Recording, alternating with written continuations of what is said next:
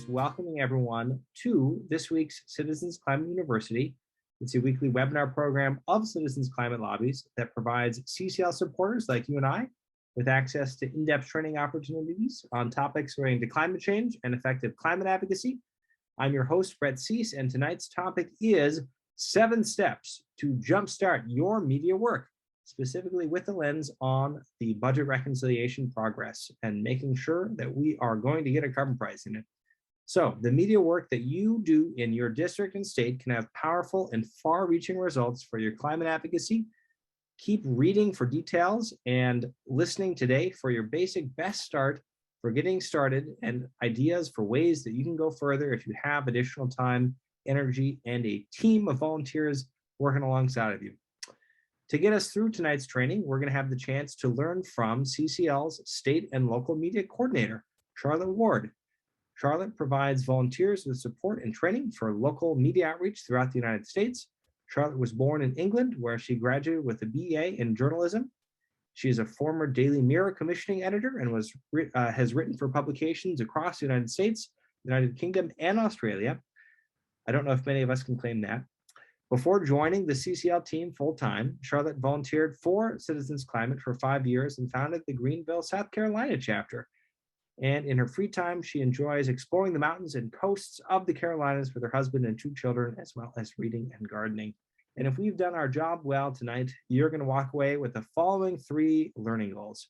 Really being able to understand why media work is so impactful and important in this particular moment, focusing in on what actions you can take to get started and take your advocacy to the next level with this crucial lever of political will, and asking yourself, how can you go further with you and your team to maximize your media efforts? So without further ado, I will pass it to Charlotte. Thank you all for being here tonight. We are so honored to have each and every one of you join. So let's first of all discuss why we work on media outreach. So how can our local media efforts help? Firstly, it's a great opportunity to reach a wide audience. Local media outlets are seen as the voice of the community, so it gives authority when we can get published in them.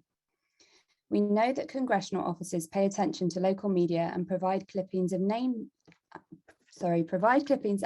checks of elected officials. So when we put those things in our op-eds and letters, that really does have an impact and it gets seen. And wherever you are, your member of Congress is the one you want to get the attention of. So your work in your particular district is really important. Okay, so let's start covering the 7 steps you can take to jumpstart your media work. Some of these you may be doing already, and some may be things you wish to explore in the future. So the first step you can do is you can sign up as a media manager. So media managers receive emails about new op-ed templates, press releases, editorial packets, media outreach ideas, and they also get invites to CCL support calls.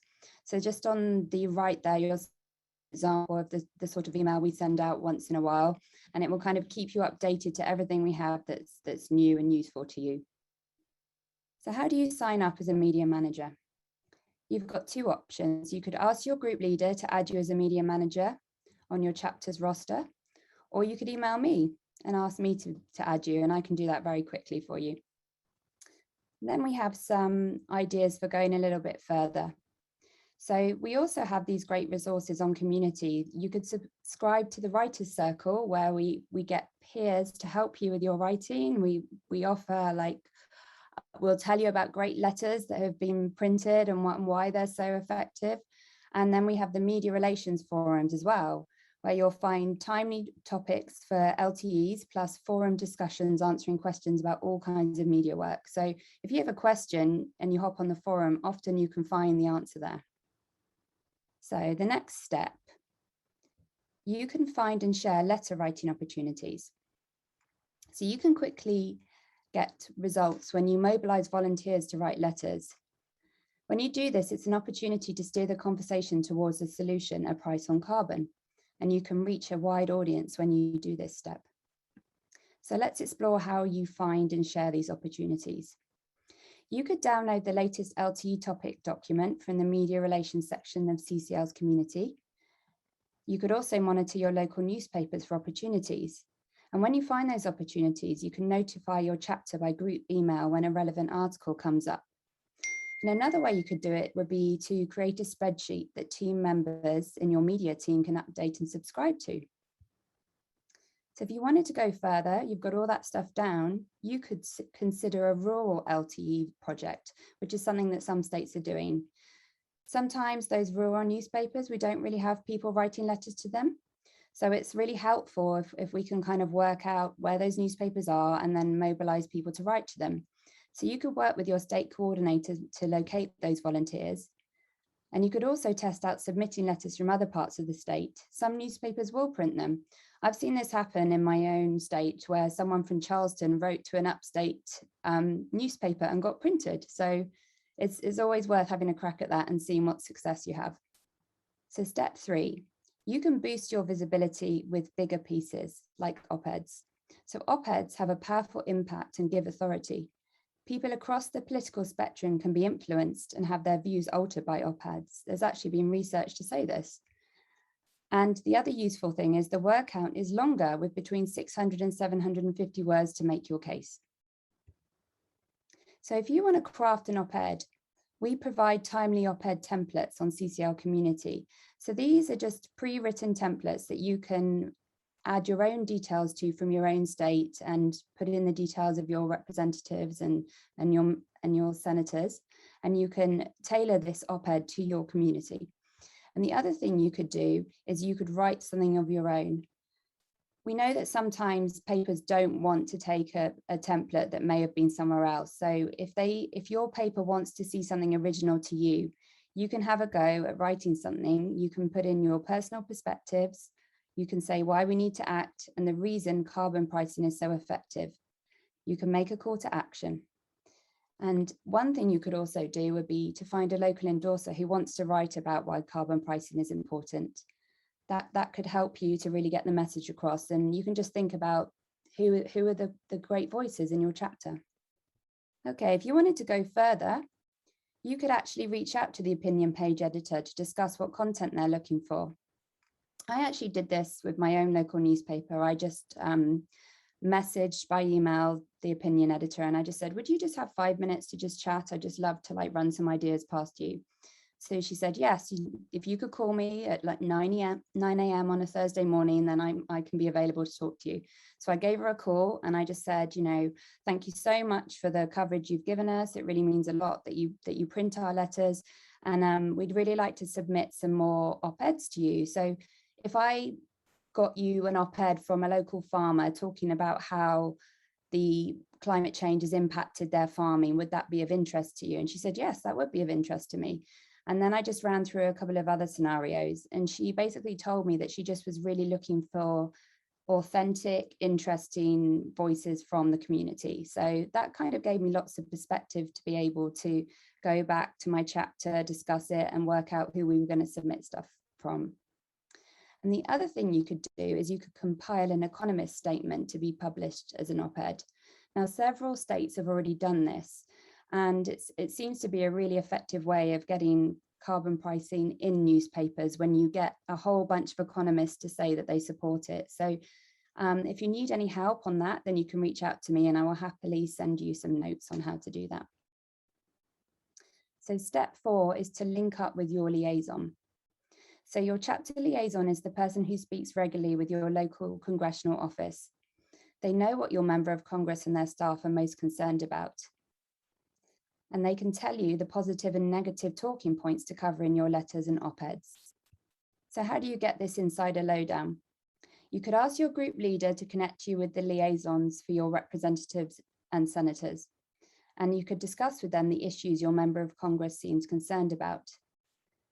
Then you can take those talking points and you can tailor your letters and op-eds to them. And also you could just discuss with your liaison, what do you think is the most convincing case for this congressperson? Who is my audience? How do I convince them through my letter that we need a price on carbon?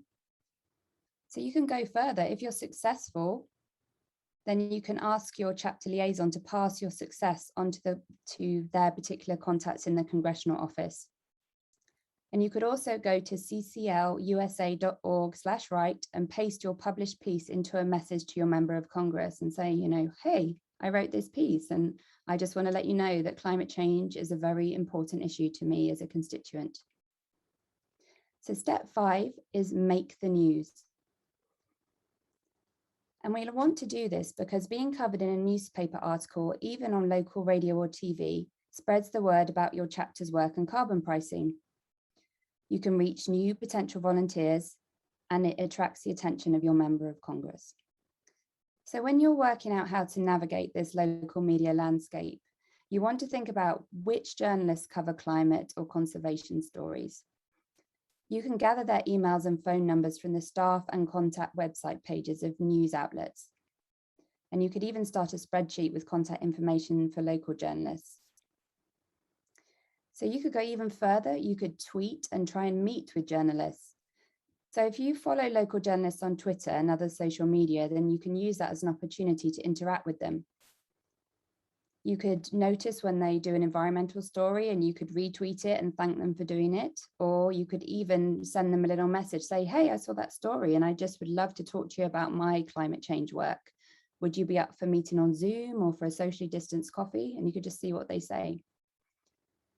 And you can nurture those contacts. And that's really important because we're at this point where we're really hoping that we're going to get carbon pricing passed. And the minute that we know that's happening, we want to reach out to those contacts and tell them, look, we have stories about what has motivated us in our particular district, and we can be experts for you. We can tell you all about carbon pricing and why it's great.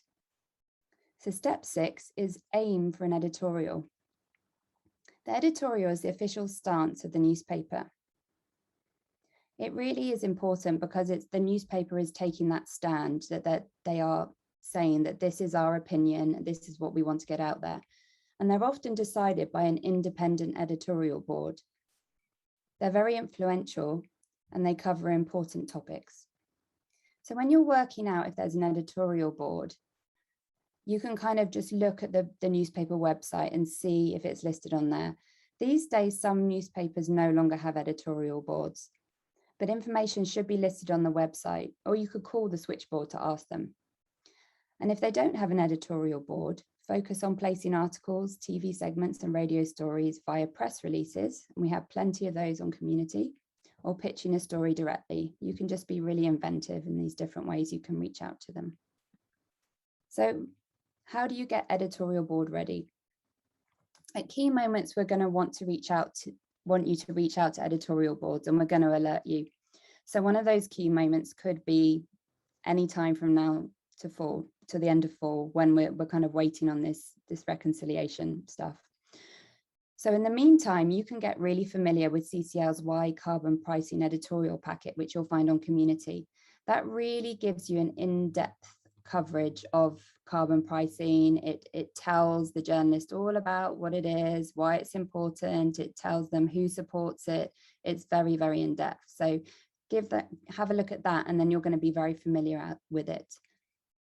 And you could also check out CCL's Generating Editorial Endorsements training, which is, again, a very in-depth training, which will help you to just be really prepared for when you do get an editorial board meeting. So step 7 is to get social. Social media is a great way to leverage your success. So I've stuck in a picture of myself there with an op-ed that I had printed when I was a volunteer. And we really wanted to leverage that opportunity. It was the first time in a really long time that anyone had got an op-ed in the paper. So we were really excited. So I took a picture with me in it. And I think, like, when you can take pictures of yourself with something for social media, it always gets more traction. So that's a good thing to do. And then we just sort of put a little caption in there explaining what it was. And you want to use that opportunity because it's a free megaphone to highlight your work, congratulate a volunteer, thank a news outlet, and alert your member of Congress. So to do this, you can work with your social media team. Your chapter may have a social media team who are constantly planning the things they're going to put on social media. And you can ask them if they can find a way to broadcast your media success on your various social media pages. And you can think about the different visual ways that you can package your content. So we talked then about me holding the picture, holding the article up, So anything like that, any kind of clever ways that you can package it would be great. And don't forget to tag your member of Congress so that they see it. And you could go further. You could mobilize your chapter for help. So I know we have Karen on the call tonight and perhaps some other Salt Lake City people. So I've stuck in an example that Karen sent me of how they really get great leverage for their social media for their successes. So what they do with their chapter is they send out an email with all the links ready for you to go. So you don't even have to do much work. You can literally take the link, you can run with it, you can put it on your social media, and you can really, really leverage this great publicity that you've had. And they also encourage people to like it. They encourage people to retweet it. So just get people to do all the things, because we know that when you get a lot of interaction on social media posts, then more people see it. It gets into other people's feeds when people take those actions. So you can kind of do all those things to push that content out there and hope that more people see it. We have reached the end of the training, but we hope that you found tonight's training useful and empowering. And we hope you stay safe and productive out there with all the important work that we're doing in such a critical time that we find ourselves in.